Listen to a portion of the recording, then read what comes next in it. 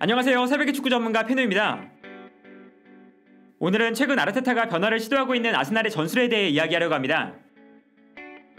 먼저 이번 시즌 아스날의 가장 큰 문제점은 중앙에서 패스를 보내줄 선수가 없다는 것이었습니다. 특히 지난 시즌부터 외지를 선수 명단에서 제외하기 시작한 이후로 이러한 문제가 더욱 심각해졌는데요. 시즌 초반 경기 장면을 보면 이처럼 아스날이 공격을 진행하는 상황에서 중앙에 볼을 받아줄 선수가 없기 때문에 아스날이 측면으로만 볼을 돌리는 장면을 자주 볼 수 있었습니다.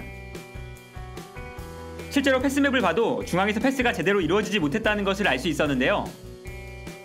여기서 아르테타 감독은 팀의 유망주인 스미스 로우를 공격형 미드필더로 기용하면서 공격의 연결고리가 부족하다는 문제점을 해결했습니다.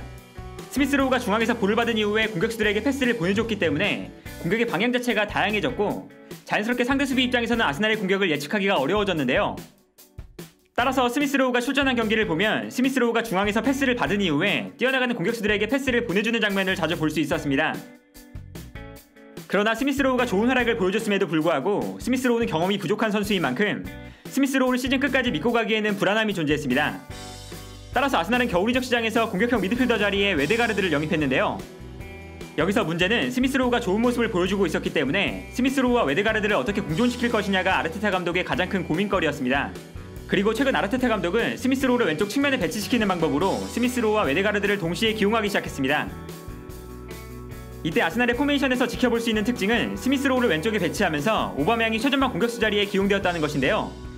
이 과정에서 아스날의 움직임을 살펴보면 스미스 로우는 측면에서 플레이하기보다 중앙에서 플레이하는 것이 편하기 때문에 스미스 로우가 측면에서 중앙으로 들어오면서 상대 측면 수비수를 끌고 움직이는데 이때 오바메양이 측면으로 침투해 들어가게 됩니다. 경기를 보면 이러한 특징을 명확하게 확인할 수 있습니다. 이 장면을 보면 스미스 로우가 중앙으로 들어올 때 오바메양은 측면으로 빠져나가는 것을 볼 수 있는데요. 그리고 오바메양이 측면으로 빠져들어가게 되었을 때 인상적인 점은 오바메양을 따라서 상대 중앙 수비수가 측면으로 움직였을 때 오바메양이 중앙으로 침투해 들어갈 수 있는 공간이 발생한다는 것입니다. 측면에서 중앙으로 침투해 들어가는 플레이는 오바메양이 측면 공격수로 출전할 때도 오바메양이 가장 좋아하고 가장 잘하는 플레이인데요. 결국 아르테타 감독은 오바메양을 최전방 공격수로 출전시키지만 오바메양을 측면으로 자주 움직이게 만들어서 오바메양이 잘하는 플레이를 할 수 있는 환경을 만들어주고 있습니다. 따라서 이 장면을 보면 오바메양이 측면으로 움직인 상황에서 상대의 중앙 수비수가 오바메양을 따라 움직이고 있는데 이때 오바메양이 침투할 수 있는 공간이 발생하는 것을 볼 수 있습니다.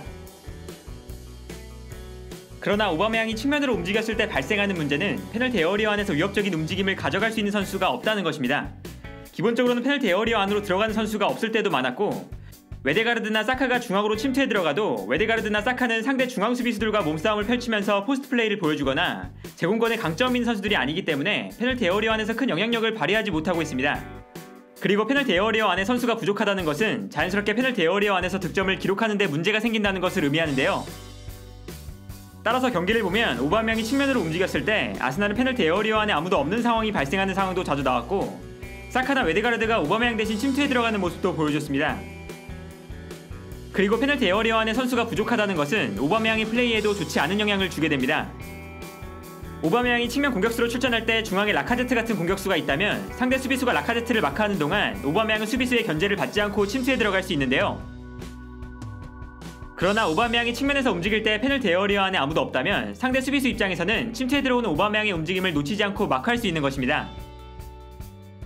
이처럼 스미스 로우를 측면에 배치하는 것은 웨데가르드와 스미스 로우를 공존시킬 수 있지만 오바메양이 최전방에 배치되기 때문에 오바메양이 측면으로 움직이면 페널티 에어리어 안에 선수가 부족해진다는 단점도 가지고 있습니다.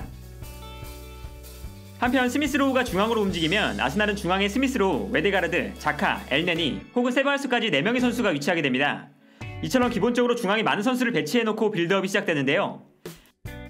이때 재미있는 것은 스미스 로우가 중앙으로 움직일 때 아스날의 왼쪽 풀백이 공격적으로 올라가고 자카가 그 뒤로 움직이면서 3백을 형성한다는 것입니다. 경기 장면을 보면 왼쪽 풀백이 높게 올라갈 때 자카가 수비라인으로 내려와서 3백을 만들어주는 것을 볼 수 있는데요.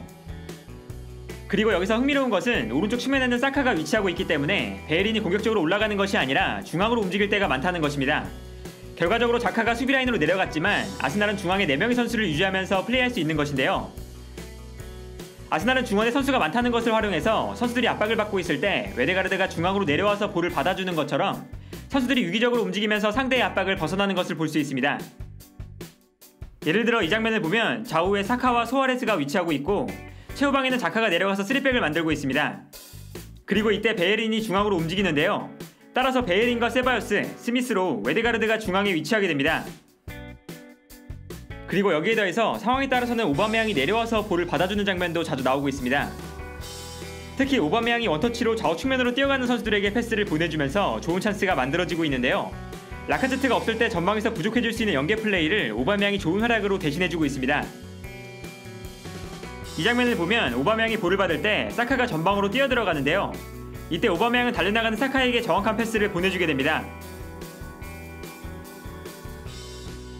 한편 오른쪽 측면을 보면 사카가 측면에 넓게 위치하고 있을 때 베예린이 전방으로 침투해 들어가는 모습이 자주 나타나고 있습니다. 베예린이 측면으로 오버래핑을 시도하는 것이 아니라 중앙으로 움직이는 상황이 많기 때문에 가능한 플레이라고 할 수 있는데요. 따라서 경기를 보면 사카가 측면에 있을 때 베예린이 전방으로 침투해 들어가는 장면을 자주 볼 수 있습니다. 또한 오른쪽에서는 사카와 웨데가르드의 스위칭 플레이도 자주 발견할 수 있습니다. 왼발을 사용하는 사카가 중앙으로 들어올 때 웨데가르드가 측면으로 움직이면서 상대 수비를 혼란스럽게 만드는 것인데요. 경기를 봐도 사카가 중앙으로 볼을 몰고 들어올 때 웨데가르드가 측면으로 뛰어들어가는 모습을 종종 볼 수 있습니다. 사카와 웨데가르드가 자리를 바꾸는 장면도 아스날의 공격에서 재미있는 포인트 중 하나인데요. 오늘은 이처럼 최근 스미스로우를 측면에 배치하면서 전술에 변화를 주고 있는 아스날의 전략을 살펴봤습니다. 아르테타 감독이 스미스로우를 측면에 배치하는 전술 변화를 줄 때마다 아스날은 좋은 경기력과 성적을 기록하고 있는데요.